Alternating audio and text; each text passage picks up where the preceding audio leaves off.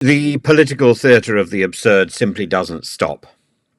It appears that while Rishi Sunak is busy slipping out the back door of the Tory conference, trying to avoid a flurry of overdue library fines, Sir Keir Starmer is entangled in what can only be described as the world's least glamorous fashion spray.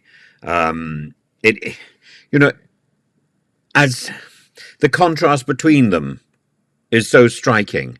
Keir Starmer is doomed to go round and round in some sort of political huis clos, while Rishi Sunak is clearly revving the engine as he plans to leave the Tory conference early to allow his successors to bash it out between themselves and work out who's going to replace him. Rishi, ever the slick operator, has evidently decided to skip the political karaoke sing-off that is the post-conference Tory leadership free-for-all.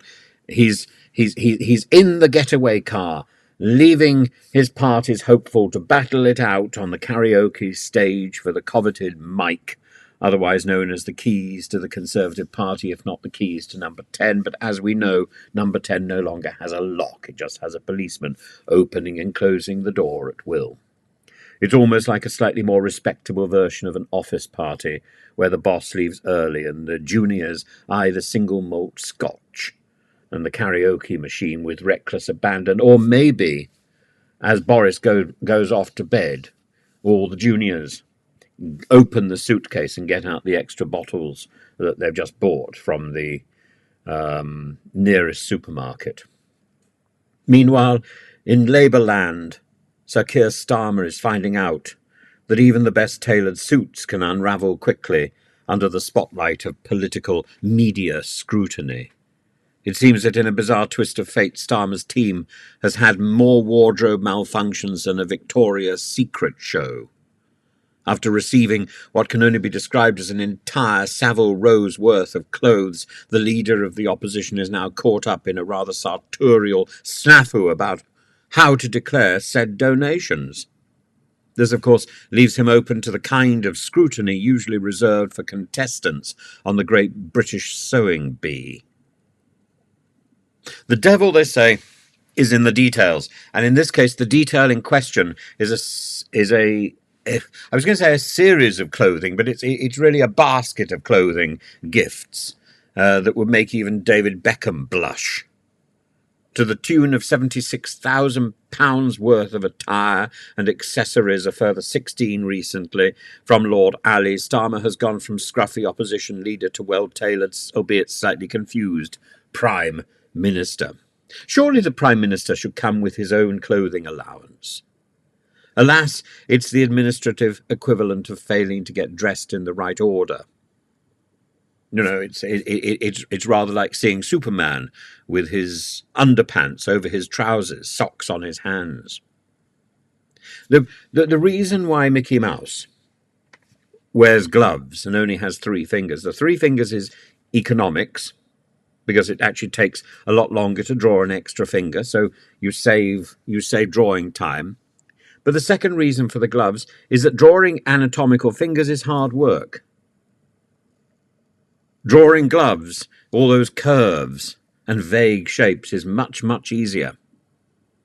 The real pickle here is the fine print of the MP's code of conduct, which, like the small print on a dodgy contract, is where things get messy, particularly if the print has been soiled in advance by Boris. Maybe he just missed the sofa and got the contracts. Starmer's initial attempts to categorize these donations under private support rather than gifts suggests a classic case of being economical with the actuality. Oh, it's so pompous when people use that sort of expression. In plainer terms, the kind of mistake that you make when you're frantically filling in a form at 11:59 and trying to meet the deadline of 12 midnight. And then, to top it off, a lot of topping going on here, is the whole business of Sue Gray, Labour's new chief of staff, and report suggests that Lord Alley, Lord Alley, was more than just a fashion benefactor. He might have been lending a few tips on government appointments too. He's got a backdoor opportunity. This is politics meets Queer Eye in the most unexpected crossover episode ever.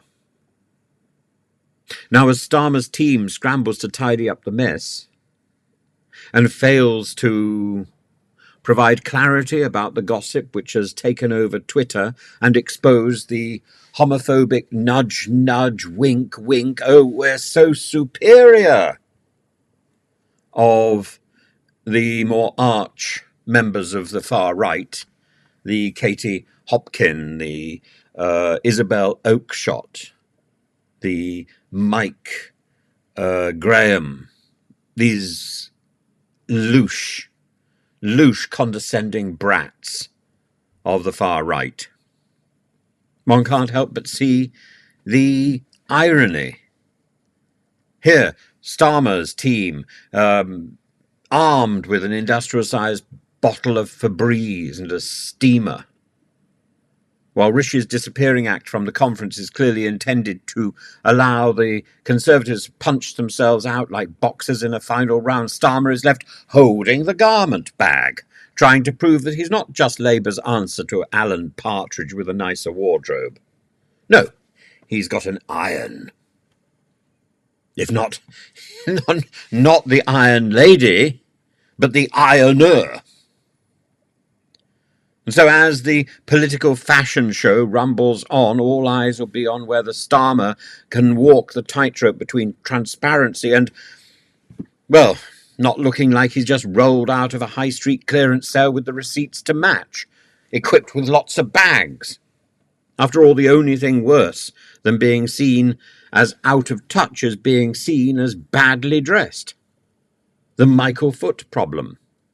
One hopes for his sake he doesn't take any more sartorial tips from Lord Alley and decides that, at least for now, the only thing he should be wearing is the mantle of responsibility. Because in this political season, that might be just the best look that he could find.